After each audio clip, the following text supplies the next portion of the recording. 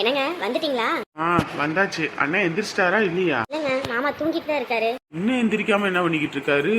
தோட்டத்துல நேத்தே வந்துட்டு வரவு செலவெல்லாம் பார்க்கணும் வைக்கணும்னு இருந்தாரு. இப்போ இன்ன வரைக்கும் தூங்கிட்டு இருக்காரா?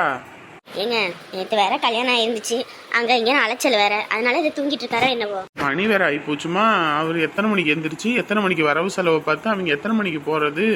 அது வேற இங்க இருந்து பொள்ளாச்சி வேற போகணும்னு சொன்னாங்க. ஆமா, அப்ப போய் எழுப்பவா? நம்மளாம் வரவு செலவு பார்க்க முடியாது. அண்ணன் பார்த்து சரின்னு சொன்னா தான் பரவாயில்ல. சரி, போய் எழுப்பி தான் பாரு. எந்திரிச்சா பார்ப்போம், அப்படி இல்லையா ஏதாவது ஒன்று பண்ணுவோம். இல்லைன்னா கிளம்ப சொல்லுங்க. அதுக்கப்புறம் மாமா நோட்டை பார்க்கட்டும். பார்த்ததுக்கப்புறம் என்னன்னு பார்த்துட்டு அதுக்கப்புறம் வேணா ஃபோனில் இது காசு அனுப்பி போட சொல்லுவோம். இவர் அவங்கள பெரிய ஆளுங்க. என்னடா இவங்க ஃபோன்ல எல்லாம் பேசுறாங்க வைக்கிறாங்கன்னு நினைக்க மாட்டாங்க. எதையுமே அப்பப்போ முடிச்சு கொடுப்பாரு அண்ணன். அதனால தான் சொல்றேன். சரிங்க, சரி, நான் போய் அப்பா மாமாவை எழுப்புறேன். பையன் என்ன பண்றான்? தூங்கிட்டு இருக்காங்க. என்னைக்காவது நேரங்கிழமை எந்திரிச்சு அவனும் ஒரு வேலை வெட்டியை பார்க்கணும்னு என்னைக்காவது அவன் தலையில் எழுதியிருக்கா? எனக்கு அப்புறம் இதெல்லாம் பார்க்க வேண்டியது அவன் தான். ஏன் தான் இப்படி பொறுப்பு இல்லாமல் இருக்கானோ தெரியலப்போ. இப்படியே இருந்தான்னு வையே காலத்துக்கு முன்னேறது ரொம்ப கஷ்டம். பாரு, பசங்கள்லாம் பாரு வெளிநாட்டில் போய் வேலை பார்க்குறானுங்க. அவனுங்க காலை கழுவி குடிச்சா கூட இதுக்கெல்லாம் அறிவு வராது. எப்போ பார்த்தாலும் ஊரை சுத்தணும், இதில் வேற அது வேணும் இது வேணும்னு கேட்க தெரியுதே. அந்தந்த வேலை ஏதாவது ஒன்று கை வேலை வாங்கி செஞ்சால் தானே நமக்கும் செய்யணும்னு தோணும். இவங்க மட்டும் எந்த வேலையும் செய்ய மாட்டாரு, ஆனால் நம்ம மட்டும் எல்லாம் செய்யணும். இப்போதான் அவன் சந்தோஷமா இருக்க முடியும். கல்யாணம் காட்சின்னு ஒன்று ஆயிடுச்சுன்னா அதுக்கப்புறம் அவனுக்கு எங்கே இருக்கும் நிற்கிறதுக்கு நேரம்? ஊரை ஏறி கோழி பிடிக்க தெரியாதவன் ஏறப்பிள்ளைன்னு ஏறி எரும மாடா மேய்க்க போவான். அவனுக்கெல்லாம் ஒன்றும் வளையாதடி. நீ தான் அவனை மெச்சுக்கணும். நான் ஒன்றும் சொல்கிறதுக்கு இல்லை. நம்ம ஒன்று சொன்னோம்னா உடனே உனக்கு மூக்குக்கு மேலே கோபம் வந்துடும். பையனை அப்படி சொல்லாதீங்க, இதை சொல்லாதீங்க, அதை சொல்லாதீங்கன்னு. என்னமோ பண்ணு. போ, முதல்ல போய் அண்ணன் எழுப்புடு, வேலை கிடக்குது எனக்கு. ஊர் உலகத்துல எல்லாம் பயலுங்க எப்படி பொறுப்பாக வேலை வெட்டி பார்க்க வைக்கன்னு இருக்கானுங்க. இவனுக்கு பொறுப்புன்றதே இல்லை. இதெல்லாம் எங்கே தான் போய் முடியுமோ தெரில.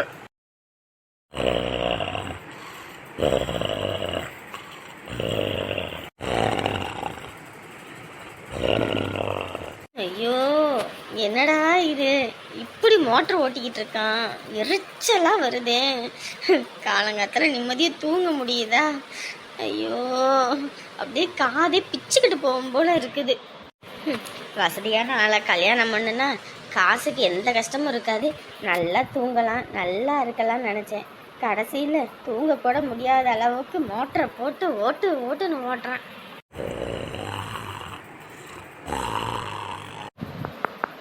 மாமா மாமா மாமா, ஐயோ, வந்து கதவை தட்டுறாங்களே. நம்ம தூங்கிட்டு இருக்காம முழிச்சிருக்கோன்னு தெரிஞ்சதுன்னா வந்து வேலை செய்ய வச்சிருவானுங்க. அப்படியே தூங்குற மாதிரி நடிச்சிருவோம். மாமா மாமா. என்னம்மா? மாமா, அவர் வந்திருக்காரு. ஏதோ பொள்ளாச்சி வண்டிக்கு கணக்கு வழக்கு பார்க்கணும்னு. அதாங்க மாமா. அது வேற இந்த பாரு. சரிங்க மாமா. உடம்பெல்லாம் வலிக்குது. மணி என்ன ஆத்தாடி, 8 மணி ஆகி போச்சா? இம்புட்டு நேரமா தூங்கிவிட்டேன். ஐயையோ. காஞ்சனா, காஞ்சனா, ஏய் சொல்லுங்க. 8 மணி ஆகி போச்சு, இன்ன வரைக்கும் என்ன தூக்கம் கேட்குது? எந்திரிமா இல்ல. நேற்று ராத்திரி என்ன சொன்னேன்? நேரங்கிழமை எந்திரிக்கணும், வீட்டு வேலை பார்க்கணும் வைக்கணும்னு சொன்னேன்ல. ஏன் ஒரு ஆம்பளை தூங்குறா, நீயும் போட்டி போட்டு தூங்கிட்டு இருக்க? எந்திரிக்கிறேன்.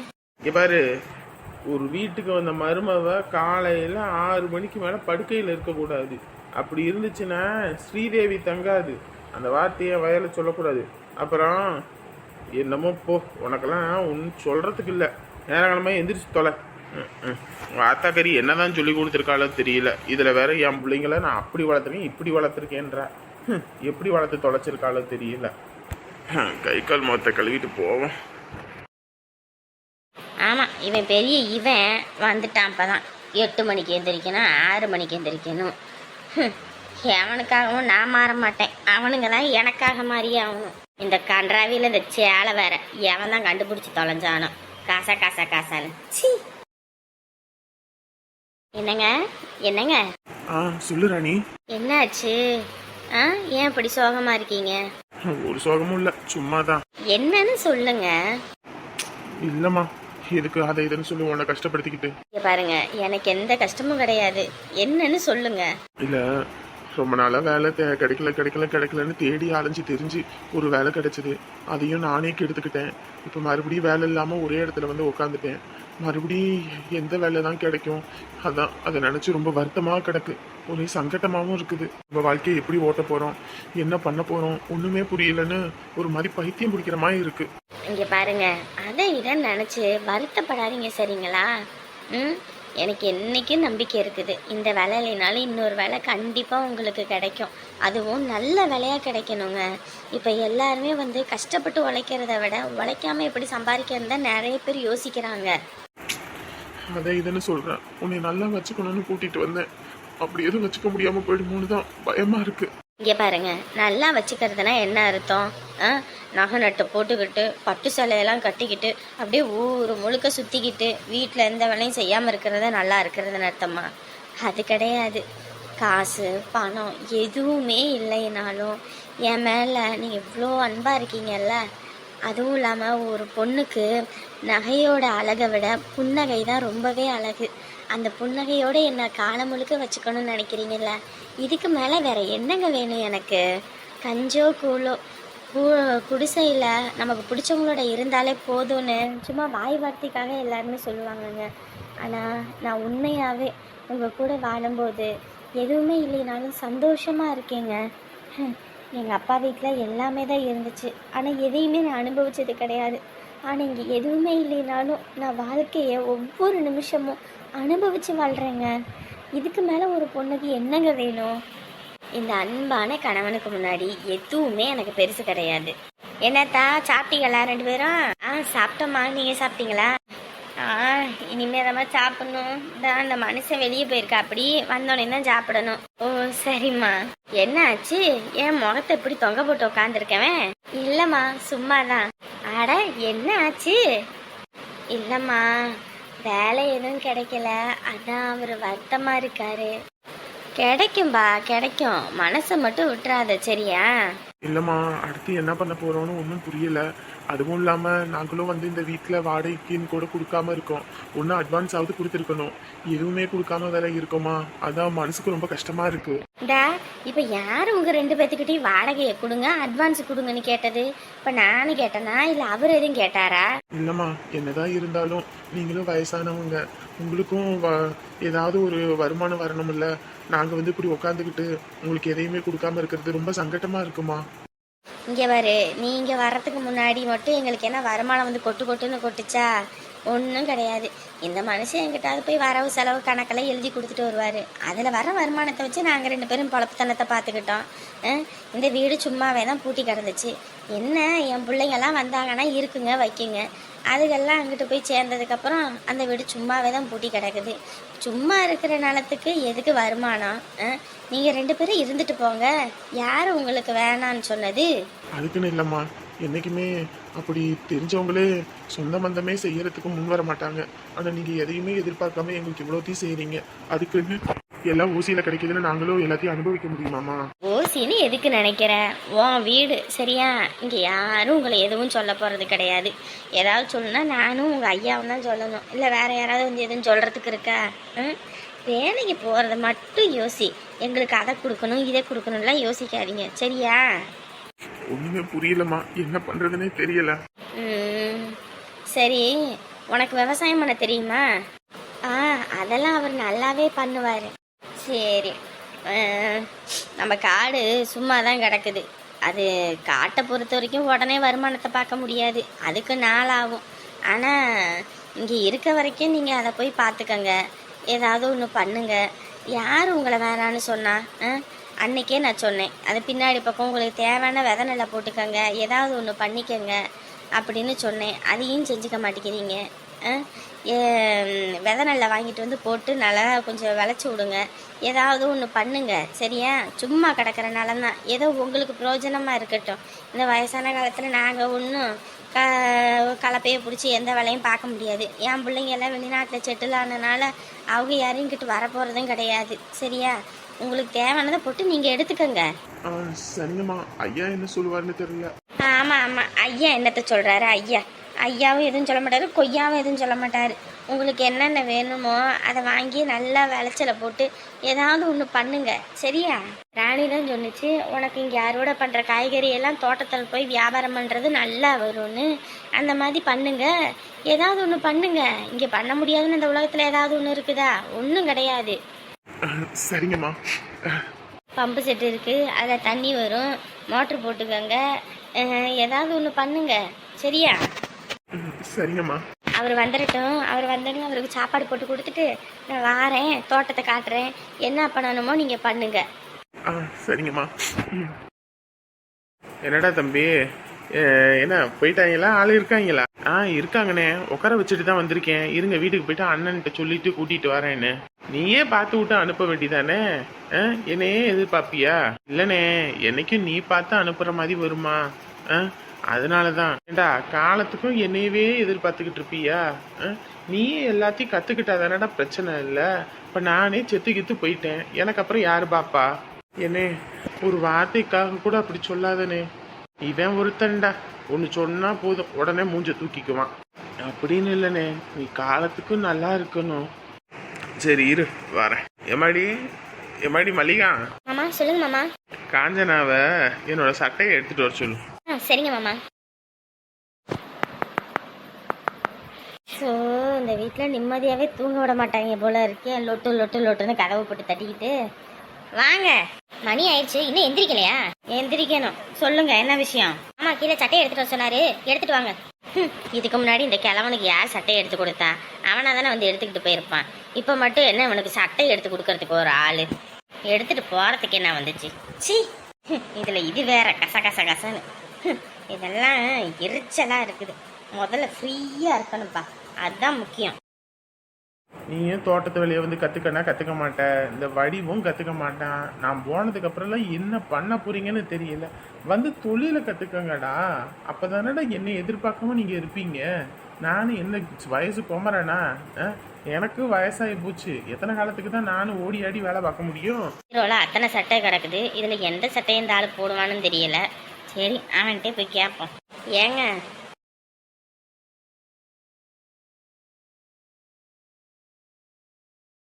பீரோல எந்த சட்டை? அம்மா, என்னடி துணி இது? இல்ல, எங்க வீட்டுல இப்படிதான் போடுவேன். உங்க வீட்டுல இப்படி போடுவியா? இது உன் வீடான்னு கேட்டேன். கருமம், இதெல்லாம் ஒரு துணின்னு போட்டுக்கிட்டு வந்துட்டு இருக்கியா? இந்த மாதிரி துணியெல்லாம் இனிமே இந்த வீட்டுல இருந்துச்சு எடுத்து கொளுத்தி போடுவேன் பாத்துக்க. ஒரு வயசு பையன் வீட்டுல இருக்கான், ஒரு ஆள் வீட்டுல இருக்கா. அப்படி இந்த பொண்ணு இருக்குது, இப்படி அடி போட்டுக்கிட்டு வந்து தெரியவ. அப்படியே அரைஞ்சேன்னு வையி, பல்லுகளை தட்டி கீழே விழுந்துருன்னு சொல்லிட்டேன். கொஞ்சமாவது வெக்கம் இல்ல? என்ன கேவலமான துணி, இத போட்டுக்கிட்டு வர மேல இருந்து கீழே வந்திருக்க. எவனாவது பார்த்தா அசிங்கமா மூஞ்சில கருத்துப்ப மாட்டாங்க. ஏமா, நீ வீட்டுல தானே இருந்த? இவ அப்படியே மேல வந்து கீழே வந்திருக்காளே, அதுவும் வெளியே வந்து நிக்கிறாளே, கொஞ்சம் கூட அசிங்கம் இல்லாம நீ பாத்துக்கிட்டு என்ன பண்ணிக்கிட்டு இருந்த? சொல்லி உள்ள அதட்டுறது இல்லையா? நான் எந்திரிங்கன்னு சொல்லிட்டு வந்தேன் மாமா, இப்படி வருவாங்கன்னு நினைச்சு பாக்கல. இங்க பாரு, இந்த மாதிரி கன்றாவி துணியெல்லாம் இனிமேல் இந்த வீட்டுக்குள்ள போட்டுக்கிட்டு இருந்த அவளை தொலைச்சு கட்டி போடுவேன். ஒழுங்க மரியாதையா தலையோட மூடுன மாதிரி துணியை தான் போட்டிருக்கணும். உடம்புல இந்த கை காலு எதுவுமே தெரியக்கூடாது. ஏதாவது தெரிய கிரிய கட்டிக்கிட்டு திரிஞ்ச அவளே என்ன பண்ணுவேன்னு தெரியாது. தொலைச்சு தோரணம் கட்டிடுவேன். போடி முதல்ல உள்ள. அவங்க ஆத்தாக்கறி என்னத்தை தான் சொல்லி கொடுத்து வளர்த்துருக்கான்னு தெரியல. சீ, கன்றாவி இதெல்லாம் எங்கிட்டு போய் சொல்றதுன்னு தெரியல. இங்க பாருமா, நம்ம வீட்டுல எப்படி இருக்கணும் என்ன எதுன்னு சொல்லி கொடு. அவங்க ஆத்தாக்கறி ஒன்னும் சொல்லி கொடுத்துருக்க மாட்டா. நல்ல மீனா மினிக்கிங்க மாதிரி மினுக்கிறதுக்கு தான் சொல்லி கொடுத்துருப்பா போல இருக்குது. கன்றாவி பிடிச்சதுங்க. போமா, போய் ஒழுங்கா உங்க அக்காவோட சேலையை எடுத்து கொடுத்து நல்லா பொத்திக்கிட்டு வர சொல்லு. சரிங்க மாமா. என்ன கன்றாவியோ தெரியலடா தம்பி. அண்ணே, நான் எதுவும் பார்க்கலண்ணே. டேய், உன்னை பத்தி எனக்கு தெரியாதடா. விட்டு தொலை. சரி வா நம்ம போவோம். காலங்கத்தால மண்டைக்கு ஏறி போச்சு. ஏமா இப்படிதான் வெளியே போய் நிப்பியா? ஆம்பளைங்க இருக்காங்க, எப்படி நிக்கணும்னு கூடவா தெரியாது? என்னத்த சொல்றதுன்னு தெரியல. போ முதல்ல ஒழுங்கா சேலை எடுக்கட்டு. இங்க எல்லாம் சேலை கட்டலன்னு வையே அடி வெளி ரோட்டி போடுவாங்க. இங்க சுடிதார் போட்டாலே அந்த கத்து கத்துவாங்க. நீ வேற இப்படி போய் நின்னா அப்புறம் நித்தாம குஞ்சுவாங்களா? எங்க அக்காவோட சேலையெல்லாம் உள்ள இருக்கு, நல்லா ஒழுங்கா பொத்திக்கிட்டு வந்து நெல்லு. இல்லன்னு வையே அவ்வளவுதான், தினந்தோறும் அடிப்பட்டுதான் சாவ. கரெக்டு போகல இதுக்கு நானே உனக்கு அதிகம். என்னைய போட்டு அடிச்சு போட்டல. ஏறுடா ஏறு, உனக்கு இருந்தது. அமுதா, எதுக்கு அமுதா கோவப்படுற? இங்க பாரு, அதெல்லாம் எதுவும் கண்டுக்காத சரியா? ஆமா, எப்ப பார்த்தாலும் திட்டிக்கிட்டே இருந்தா அப்புறம் எப்படி இருக்கும்? இங்க பாரு, எங்க அம்மா திட்டினாலும் வச்சாலும் உனக்காக நான் அன்பா தானே இருக்கேன். நான் என்னைக்காவது உங்களை கோவப்படுறேனா? இந்தா குடி, இதுல உனக்காக தலை வாங்கிட்டு வந்திருக்கேன், கட்டிக்க. அதெல்லாம் எனக்கு ஒன்றும் வேண்டாம். இப்படி சொன்னா எப்படி? உனக்காக தானே ஆசை ஆசையா வாங்கிட்டு வந்திருக்கேன். வேண்டாம். இங்க பாரு, இதை நீ கட்டிக்கணும். உனக்காக வாங்கிட்டு வந்திருக்கேன். இப்படி நீயே மாமனை மூட் அவுட் பண்ணலாமா? ஆமா. உங்க அம்மா திட்டுறாங்க, நீங்க கொஞ்சுங்க. இந்த வீட்டுல எனக்கு டென்ஷன் தான் மண்டைக்கு ஏறுது. சரி விடு, இதுல உனக்காக சேலை வாங்கிட்டு வந்திருக்கேன். அழகா கட்டிக்கிட்டு வரியா?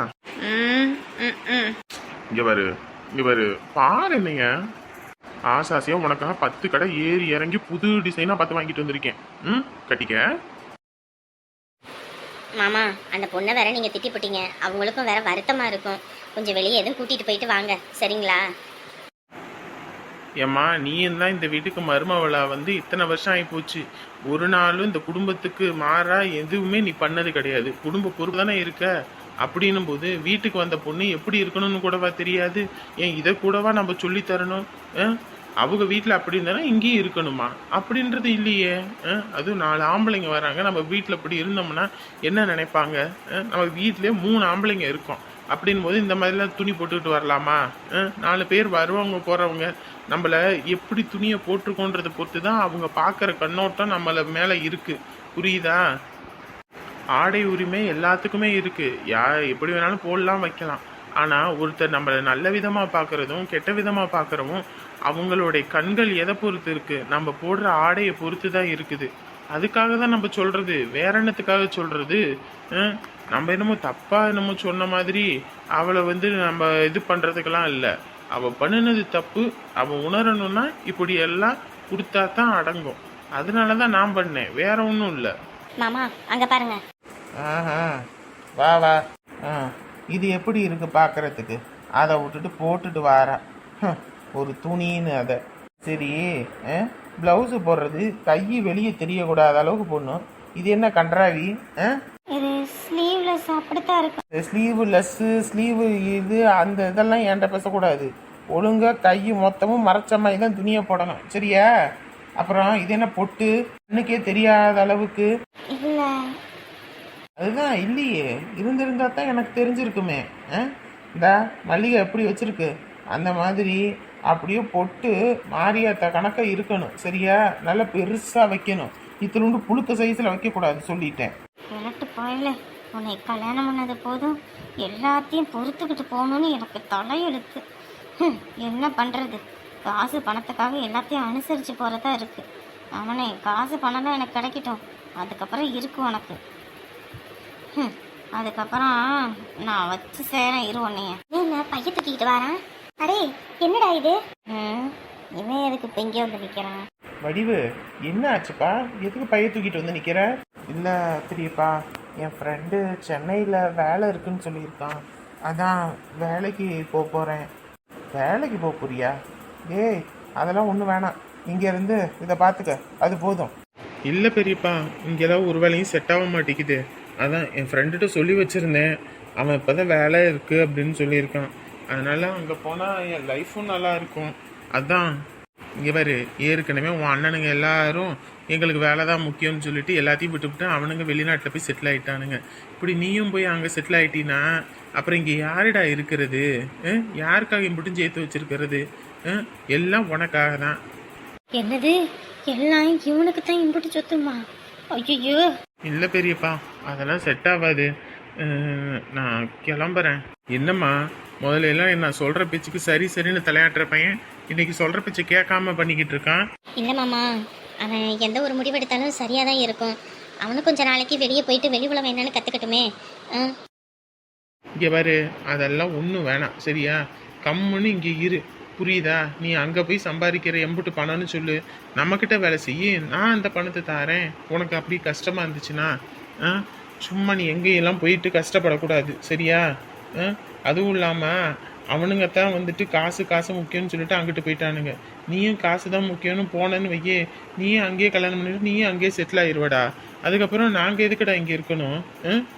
இதெல்லாம் சரியா வராது. கம்முனு இருன்னா இரு. எல்லாரும் ஆளுக்கு ஒவ்வொரு மூலையில் போய் இருந்துக்கிட்டீங்கன்னா அப்புறம் இவ்வளோ தூரம் வீடு வாசனை கட்டி வச்சது எதுக்கு?